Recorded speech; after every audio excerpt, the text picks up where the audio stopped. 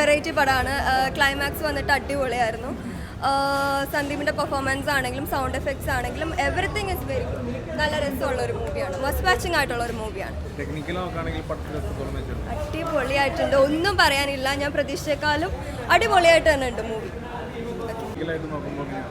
Technical ഓരോ frame കാര്യങ്ങളൊക്കെ, അതായത് നമ്മൾ ഇപ്പോൾ കിഷ്കിന്ദ കണ്ട സമയത്താണ് നമുക്ക് ആദ്യം കാണുമ്പോൾ ഒരു എന്താണെന്നുള്ളൊരു മനസ്സിലാവും. അത് ഈ സിനിമയിൽ അങ്ങനെ തന്നെയാണ്. പക്ഷെ എപ്പോഴും സ്പൂൺ ഫീഡിങ് ചെയ്യാൻ പറ്റില്ലല്ലോ മൂവിയിൽ. അല്ല, സ്പൂൺ ഫീഡിങ് എപ്പോഴും ചെയ്യാൻ പറ്റില്ല. നമ്മൾ ലാസ്റ്റ് എത്തുമ്പോഴാണ് നമുക്ക് അതിലോട്ട് വരുന്നത്. ഒരു മൂവിയിലോട്ട് നമ്മൾ ഇരുത്തിപ്പിക്കുന്നുണ്ട് എപ്പോഴും.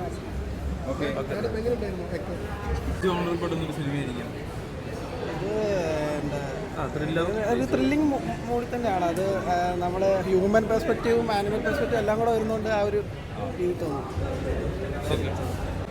ഇപ്പോൾ ഈ ചില സിനിമകളിൽ ഇപ്പോൾ ഇതിൻ്റെ ഒരു സ്ക്രീൻ പ്ലേ നമുക്കങ്ങനെ കണ്ടുകൊണ്ടിരിക്കുമ്പോൾ ഇങ്ങനെ സ്ക്രീൻ പ്ലേ നമ്മൾ അറിയില്ല.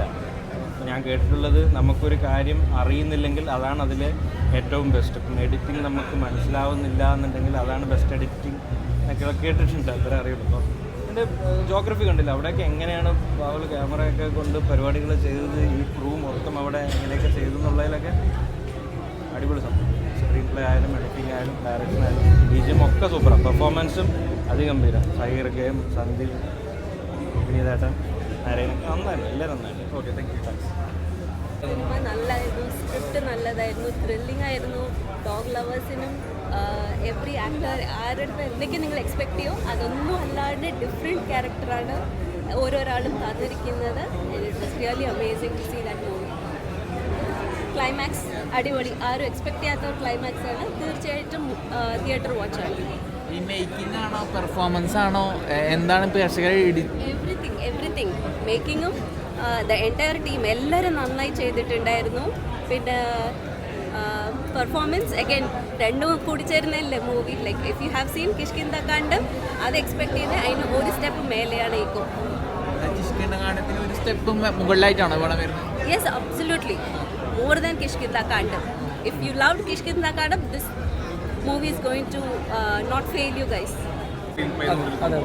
അത്തരത്തിലുള്ളൊരു അതിലും മെച്ചപ്പെട്ടായിട്ട് തന്നെ ഇക്കോ വന്നിട്ടുണ്ടെന്നാണ് എനിക്ക് പേഴ്സണലി അതിൽ മെച്ചപ്പെട്ടതായിട്ടാണ് തോന്നുന്നത്. പക്ഷേ കിഷ്കിന്ദകാണ്ഡമായിട്ട് കമ്പയർ ചെയ്യേണ്ട ഒരു സിനിമയല്ല.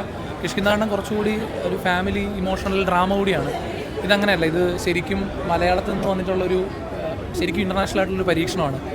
ഒരു കൊറിയൻ സിനിമയോ അല്ലെങ്കിൽ ഒരു സ്കാൻഡിനേവിയൻ ത്രില്ലറൊക്കെ പോലെ ഉറപ്പായിട്ടും ഇന്ത്യൻ സിനിമയുടെ മുമ്പിൽ എക്കോ മലയാള സിനിമയെ ഉറപ്പായിട്ടും അടയാളപ്പെടുത്തും. 100% ഉറപ്പാണ്. കഴിഞ്ഞിറങ്ങിയ പ്രേക്ഷകരിലായാലും ജിയോഗ്രഫിയിൽ നല്ല രീതിയിൽ പടത്തിനെ മേക്ക് ചെയ്തിട്ടുണ്ടെന്ന് സംസാരിക്കുന്നുണ്ട്. അത്തരത്തിലുള്ളൊരു അത് ഇത് ഈ സിനിമയിലുള്ള അടുത്തൊരു ക്യാരക്ടറാണ്. ഇതിൻ്റെ ക്ലൈമറ്റും ഇതെല്ലാം ലൊക്കേഷൻസ് എല്ലാം.